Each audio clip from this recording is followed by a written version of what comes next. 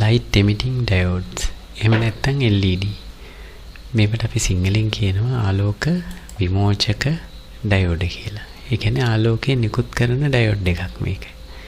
මේක නිර්මාණය කරලා තියෙන්නේ අර්ධසන්නායක වලින්. එතකොට අපි බලමු මේකේ අභ්‍යන්තර පෙනුම කොහොමද කියලා.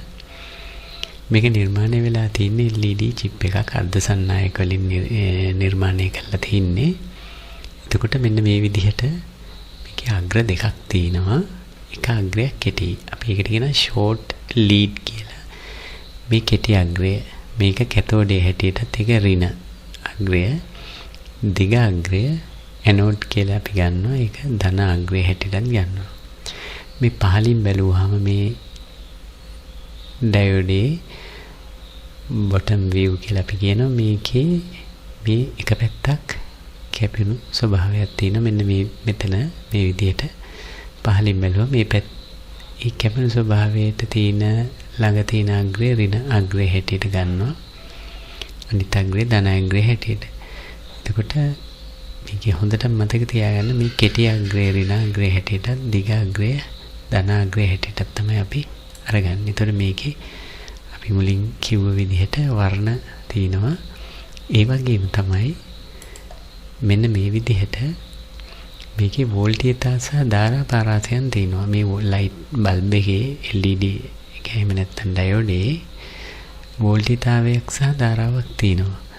එතකොට වර්ණයක් තියෙනවා. මේක අපිට වෙළඳ පොලේ මිලදී ගන්නකොට අපිට මේ පැකින් එක ලැබෙන්නේ. අපිට බල්බ් එක විතරයි ලැබෙන්නේ. ඒ කියන්නේ ඩයෝඩේ විතරයි ලැබෙන්නේ. එතකොට හොඳට මතක තියාගන්න ඕනේ දැන් අපි මෙතන වර්ණය ඊට පස්සේ වෝල්ටේජ්තාවය 1.8යි 2.2යි වෝල්ට්. එතකොට ඊළඟට ඇම්පියර් කරන්ට් ප්‍රමාණය 20යි මිලි ඇම්පියර්.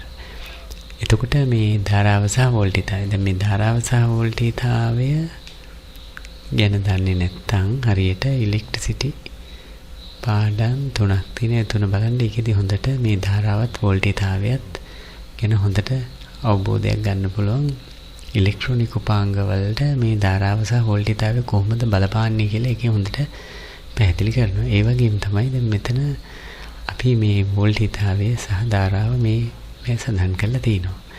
එතකොට ඒ වගේම අපි බලමු දැන් තවත් මේ විදිහට අපි වෙළඳ පොලෙන් මිලදී ගන්නකොට බල්බ් LED diodes. එතකොට මේ වර්ණය සඳහන් කරන වෝල්ටේජ්තාවය සහ ධාරාව. දැන් මේ ඩයෝඩ් වල වෝල්ටේජ්තාවය 3 ඉඳන් 3.2 වෙනකම් ඉස්සෙල්ල එක ඊට වෙනස්.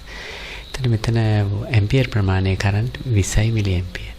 එතකොට දැන් මේ අපි මේ ගැන අපි මිලදී ගන්නකොට අපිට ඩයෝඩ් විතරක් LED බල්බේ විතරක් වෙළඳසැලෙන් අපි ගන්න වෙලාවේදී මේ පැකින් එක පිටින්ම අපිට ලැබෙන්නේ නැති වෙලාවේදී අපි මේ ධාරාවත් වෝල්ටේජ්තාවයත් අහලා දැනගන්න ඕනේ. නැත්තම් අපිට මේක පරිපථයකට අපි සම්බන්ධ කරනකොට අපිට මේ ධාරාවත් වෝල්ටේජ්තාවයත් හරියට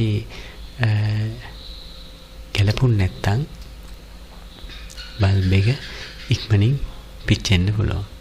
ඒක නිසා අපි මේක අහලා අනිවාර්යයෙන්ම දැනගන්න ඕනේ වෙළඳ පොලෙන් ගන්නකොට මේ LED බල්බේ ධාරාවත් වෝල්ටේජ්තාවයත් යන දෙක.